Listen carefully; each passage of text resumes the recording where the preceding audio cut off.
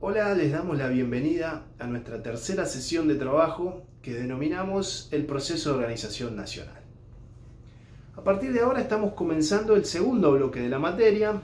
Vamos a trabajar sobre el derecho constitucional argentino en este bloque. Particularmente estamos comenzando la unidad 2. En esta sesión de trabajo vamos a repasar tres grandes ejes que son muy importantes para nuestra materia. Por un lado, vamos a estudiar la evolución histórica de la Constitución. Es decir, vamos a repasar cuáles son los hechos históricos y los procesos políticos que dieron como resultado la sanción de la Constitución que hoy tenemos. Por otro lado, nos vamos a detener en la Constitución como concepto. Vamos a intentar alcanzar una definición de Constitución, vamos a ver cuáles son las clasificaciones posibles que reciben las constituciones en el mundo y en particular sobre nuestra Constitución intentaremos ver cuáles son las partes que ella tiene y cuáles son sus características generales. Finalmente vamos a trabajar sobre el artículo 1 del texto constitucional que establece, como ustedes saben, tres conceptos, tres ideas básicas que van a estructurar la forma de gobierno y la forma de Estado que tiene nuestro país.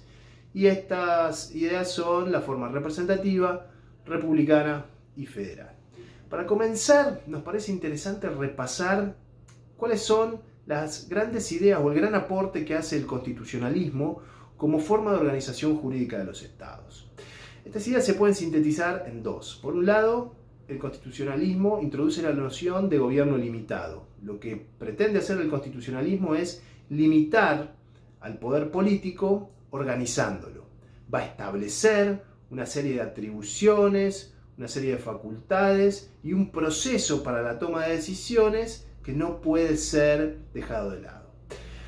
Por otro lado, lo que va a hacer el constitucionalismo es consagrar derechos para los ciudadanos y fundamentalmente derechos que no pueden ser violados por las decisiones adoptadas precisamente por el poder político. Los primeros dos procesos constitucionales exitosos o conocidos que tenemos son, por un lado, Estados Unidos de Norteamérica, el proceso que se inició en 1776 con la independencia de las 13 colonias norteamericanas de Gran Bretaña. Por otro lado, la Revolución Francesa de 1789. Sin embargo, estos dos procesos no son los que están más presentes en la Revolución de Mayo de 1810, sino que las ideas que tuvieron éxito en la Revolución de Mayo tienen que ver con el suarismo. El suarismo es una doctrina que permite la retroversión de la soberanía. Es decir, el pueblo recupera para sí la soberanía que había depositado eventualmente en un monarca porque esos monarcas habían cambiado. A partir de la Revolución de Mayo, lo que empieza es un autogobierno de las Provincias Unidas del Río de la Plata. En estos primeros años van a existir tres grandes ejes de discusión que va a ser necesario, poner en claro. Por un lado, la cuestión de la independencia. En 1810 los patriotas no buscaron declarar la independencia. Sin embargo, al poco tiempo, la necesidad de declarar la independencia empieza a estar en la agenda pública del momento. En segunda medida, la cuestión de la organización nacional. ¿Cómo nos vamos a organizar como país? ¿Vamos a ser más bien unitarios? Es decir, ¿vamos a tener un gobierno central fuerte y gobiernos provinciales débiles? ¿O nos vamos a organizar más bien como el sistema federal? Es decir, con gobiernos provinciales fuertes y un gobierno central muy disminuido. Finalmente, el tercer punto de debate va a ser la sanción de una constitución. Hacia 1819 se sancionó una primera constitución, luego de declarar la independencia, por supuesto, como todos sabemos, en 1816. El problema de esta constitución de 1819 es que establecía una forma de organización unitaria.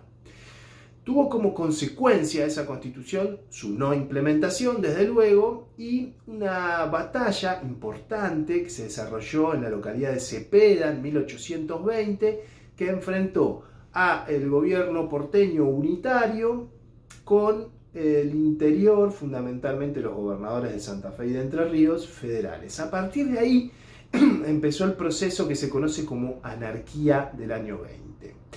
La particularidad de este proceso, o dentro de las particularidades que tiene, nos interesa destacar que se disolvieron las autoridades nacionales.